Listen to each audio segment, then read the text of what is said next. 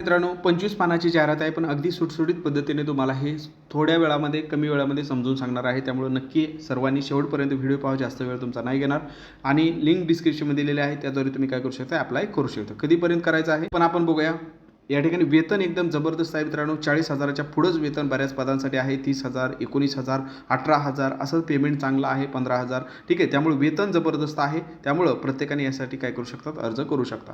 अर्ज आज दुपारी 4 वाजल्यापासून सुरू होणार आहेत. कधी सर्व डिटेलमध्ये पाहणार आहोत. त्याची लिंक कोणती आहे ते पण आपण पाहणार आहे. व्हिडिओ शेवटपर्यंत पहा. अगोदर आपण पात्र आहात का नाही ते आपण बघा मित्रांनो. शैक्षणिक अर्हता तुमची आहे का नाही, आणि नक्कीच प्रत्येकजण मित्रांनो कोणत्या ना कोणत्या एका पदासाठी तर पात्र असाल एवढं मला खात्री आहे. कारण केवळ ग्रॅज्युएशनवरून सुद्धा भरपूर पद आहे. जसं की या ठिकाणी पहिलं जर आपण बघितलं, पर्यावरण संवर्धन अधिकारी यासाठी काय पाहिजे मित्रांनो, तर पर्यावरण क्षेत्रात 3 वर्षाचा अनुभव पाहिजे आहे आणि पर्यावरण अभियांत्रिकी इंजिनिअरिंग शाखेची आपल्याला काय पाहिजे, पदवी पाहिजे आहे आणि MSIT आणि मराठी भाषेचं ज्ञान एवढं असेल तर तुम्ही फॉर्म भरू शकता.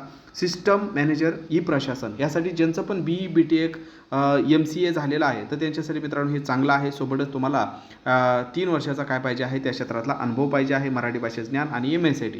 तर तुम्ही सिस्टम मॅनेजर ई प्रशासनसाठी भरू शकता. त्यानंतर वैद्यकीय अधीक्षक, आता जे पण विद्यार्थी MBBS आहे तर त्यांच्यासाठी हे पद चांगलं आहे मित्रांनो. तर ते विद्यार्थी काय करू शकतात, वैद्यकीय अधीक्षक यासाठी फॉर्म भरू शकतात. मनपा दवाखाने विभाग जे आहे त्यामध्ये त्यांची रिक्रुटमेंट होईल. त्यानंतर शाखा अभियंता स्थापत्य, आता स्थापत्याचा संपूर्ण सिलेबस आपल्याकडे मराठी आणि इंग्रजी दोन्ही भाषेत उपलब्ध आहे. ओके, आपल्यासाठी मित्रांनो आपण काय करू शकता, कॉन्टॅक्ट करू शकता. तर बघा, सिव्हिल अभियांत्रिकी शाखेची पदवी या ठिकाणी पाहिजे आहे, मराठी भाषेचे ज्ञान आणि MSIT असेल तर तुम्ही काय करू शकता, फॉर्म भरू शकता. विधी अधिकारी ज्यांचं लॉ झालेलं आहे, लॉमध्ये डिग्री झालेली आहे मित्रांनो, तर तुम्ही काय करू शकता, विधी शाखेची पदवी असेल तर फॉर्म भरू शकता. सोबतच तुम्हाला काय पाहिजे आहे, 3 वर्ष अधिवक्ता वकील म्हणून कामाचा अनुभव पाहिजे उच्च न्यायालय किंवा त्याच्या अधिपत्य इतर न्यायालयांमध्ये. मराठी भाषेचे ज्ञान आणि MSIT असेल तर तुम्ही फॉर्म भरू शकता. अग्निशमन केंद्र अधिकारी ज्यांचं पण मित्रांनो या ठिकाणी BE फायर इंजिनिअरिंग झालेलं आहे आणि त्यांना अनुभव आहे तर तुम्ही काय करू शकता, यासाठी फॉर्म भरू शकता. त्यानंतर कनिष्ठ अभियंता स्थापत्य, बघा आता स्थापत्यवरती भरपूर पदं निघत आहेत मित्रांनो. यासाठी ज्यांच्याकडे पण सिव्हिल इंजिनिअरिंगची म्हणजे BE सिव्हिल झालेलं आहे ते फॉर्म भरू शकतात. आणि जॉईन झाल्यानंतर 3 वर्षात तुम्हाला काय करायचं मित्रांनो, परीक्षा उत्तीर्ण होणं आवश्यक आहे. अभियंता व्यावसायिक परीक्षा ते घेतली जाईल, ते उत्तीर्ण होणं गरजेचं आहे. मराठी भाषेचं ज्ञान आणि MSIT असणं या ठिकाणी अनिवार्य आहे.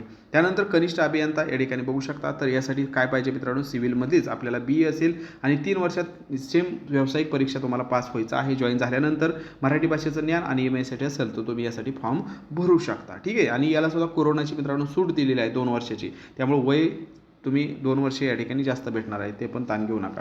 त्यानंतर कनिष्ठ अभियंता यांत्रिक यासाठी मेकॅनिकल BE मेकॅनिकल पाहिजे आहे. सोबतच 3 वर्षात कनिष्ठ अभियंता व्यावसायिक परीक्षा उत्तीर्ण व्हायचं आहे. जॉईन झाल्यानंतर मराठी भाषेचं ज्ञान आणि MSIT आपल्याला पाहिजे आहे. आता पुढचं पद इंटरेस्टिंग आहे, बरेच विद्यार्थी यासाठी पात्र असणार आहेत मित्रांनो. जसं की या ठिकाणी कर अधीक्षक हे पद आहे. तर यासाठी कोणत्याही शाखेची पदवी BA BSc BCom कोणतंही चालेल मित्रांनो.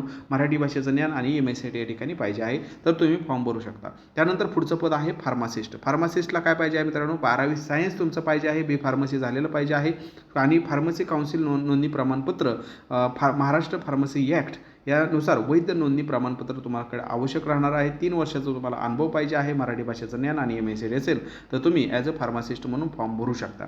सहाय्यक कर अधीक्षक, जसे कर अधीक्षकला जी मान्यता होती मित्रांनो, जी पात्रता होती तीच यासाठी पण आहे. कोणत्याही शाखेची पदवी चालेल, BA BSc BCom, मराठी भाषेचं ज्ञान पाहिजे आहे, MSIT पाहिजे आहे, तर तुम्ही काय करू शकता, फॉर्म भरू शकता. कर निरीक्षकला काय पाहिजे मित्रांनो, तर कर निरीक्षकला कोणत्याही शाखेची आपल्याकडे काय पाहिजे आहे, पदवी पाहिजे आहे. सोबतच शासकीय नियमित शासकीय किंवा स्थानिक स्वराज्य संस्थेकडील कर विषयाशी संबंधित कामकाजाचा किमान 3 वर्षाचा अनुभव पाहिजे, मराठी भाषेचं ज्ञान आणि MSIT असेल तर तुम्ही यासाठी काय करू शकता, फॉर्म भरू शकता. त्यानंतर पुढचं पद आहे मित्रांनो चालक यंत्रचालक. आता ज्यांचं पण मित्रांनो या ठिकाणी काय झालेलं आहे, तर अग्निशमन प्रशिक्षण केंद्र यांच्यातर्फे जो काय मित्रांनो पाठ्यक्रम असतो तो पूर्ण झाला पाहिजे, कारण हे अग्निशमन दलामध्ये मित्रांनो हे चालक यंत्रचालक आहे. तर त्यांच्यासाठी मित्रांनो काय हे चांगलं पद आहे आणि फिटनेस पण चांगला आहे. वय यासाठी फक्त एवढ्याच पदासाठी वय त्यांनी कमी दिलेलं आहे, 30 वर्ष. बाकीच्यांसाठी 40 वर्ष आणि 45 वर्षापर्यंत तुम्ही फॉर्म भरू शकता, परंतु फक्त यासाठी कमी वय आहे. पुढचं लिपिक टंकलेखक, टायपिंग करून घ्या मित्रांनो, बरेच पदं टायपिंगवरून येत असतात. आता बघा या ठिकाणी कोणत्याही शाखेची पदवी पाहिजे आहे. त्यानंतर आपल्याला इंग्रजी मराठी 30 शब्द प्रति मिनिट आणि इंग्रजी टंकलेखक 40 शब्द प्रति मिनिट एवढं काय पाहिजे मित्रांनो, प्रमाणपत्र पाहिजे आहे. मराठी भाषेचं ज्ञान आणि MA असेल तर तुम्ही या ठिकाणी फॉर्म भरू शकता. फायरमॅनसाठी मित्रांनो जसं की आपल्याला राष्ट्रीय अग्निशमन प्रशिक्षण केंद्र यांचा पाठ्यक्रम 6 महिन्याचा पूर्ण पाहिजे आहे. आपली फिटनेस चांगली आहे, मराठी भाषेचं ज्ञान पाहिजे आहे, तर तुम्ही या ठिकाणी फॉर्म भरू शकता. ऑलमनसाठी सुद्धा या ठिकाणी आपल्याला जे पण पंप ऑपरेटर ITI झालेला ITI पंप ऑपरेटर तर त्याच्यासाठी ऑलमन म्हणून हे पद चांगलं आहे. 10वी आणि ITI पंप ऑपरेटर म्हणून पाहिजे आहे. मराठी भाषा आणि MA असणं गरजेचं आहे. तर एवढे जर असेल तर तुम्ही फॉर्म भरू शकता मित्रांनो. ठिकाणी आपण बघू शकता कोरोनामुळे जो काही GR आला होता याला लागू आहे मित्रांनो. कोरोना पार्श्वभूमीवर जो कमाल वयोमर्यादा 2 वर्षाची शिथिलता देण्याला आलेली होती तर ती यासाठी पात्र असणार आहे. म्हणजे आता तुम्हाला जी काय पात्रता दिलेली आहे त्यात अधिक 2 करत राहायचं, म्हणजे कमीत कमी 18 तर पाहिजेच आहे. जास्तीत जास्त 38+2 ओपन उमेदवारांसाठी म्हणजे 40 वर्षापर्यंत तुम्ही फॉर्म भरू शकता आणि जे मागासवर्गीय आहे त्यांनी 43+2 म्हणजे तुम्ही 45 वर्षापर्यंत फॉर्म भरू शकता.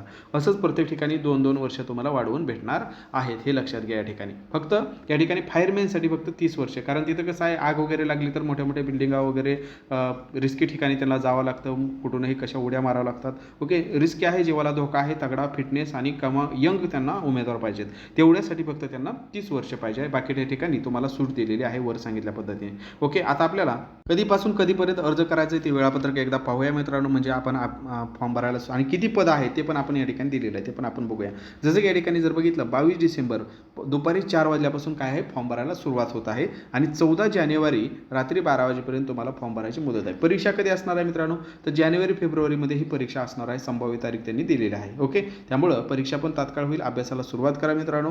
सोबतच या ठिकाणी पदं जर बघितली, पदं जास्त नाही आहेत. जसं की काहींना या ठिकाणी बघू शकता 1 पद आहे, काहींना या ठिकाणी 2 पदं आहेत या ठिकाणी. ओके, 2, 4, 3 अशी वेगवेगळी पदं आहेत, 4 पदं आहेत.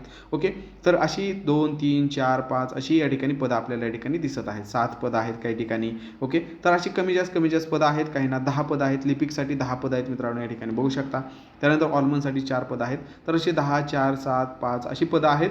परंतु स्पर्धा पण त्याच तुलनेने कमी असणार आहे, कारण जिथं पदं जास्त त्याच तुलनेत फॉर्म पण तेवढेच झपाट्याने येत असतात. ओके, पदं कमी त्या तुलनेमध्ये, म्हणजे ओव्हरऑल जर स्पर्धा बघितली तर कमी राहते मित्रांनो, ॲव्हरेजच राहत असते स्पर्धा सर्व ठिकाणी. त्यामुळे त्याचा तुम्ही ताण घेऊ नका. फॉर्म पण त्याच लिमिटेड येणार आहेत. जर शक्य असेल तर नक्की फॉर्म भरू शकता. जर तुम्ही जिल्हा न्यायालय चाळणी परीक्षेसाठी मित्रांनो तयारी करत आहात तर आपले मार्गदर्शक तुमच्या सोबत असू दे. यामध्ये भरपूर सारं दिलेलं आहे जे की चाळणी परीक्षेतून तुम्हाला पुढे जाण्यासाठी मोर दॅन सफिशियंट ठरेल मित्रांनो. ईबुक दिलेला आहे 8,000 प्रश्न संभाव्य प्रश्नासह. टेस्ट सिरीज दिलेत 150 ऑनलाईन टेस्ट आहेत मित्रांनो. व्हिडिओ लेक्चर दिलेले आहे. TCAचे PYQ प्रश्न तुम्हाला या ठिकाणी दिलेले आहेत. मराठी इंग्रजी अगदी बेसिकपासून हाय लेवलपर्यंत याचे व्हिडिओ लेक्चर आहेत. मराठी GK मराठी व्याकरण इंग्रजी व्याकरण याचे PYQ TCAचे सविस्तर व्हिडिओ स्पष्टीकरणासह तुम्हाला दिलेले आहेत. हे 4,000 प्रश्न, हे 8,000 प्रश्न मित्रांनो, म्हणजे 12,000 प्रश्न तुम्हाला या ठिकाणी दिलेले आहेत. सोबत 150 ऑनलाईन टेस्ट दिलेत, व्हिडिओ लेक्चर दिलेत. हे सर्व 215 मध्ये तुम्हाला एक्झाम मॉड्यूल उपलब्ध करून दिलेलं आहे.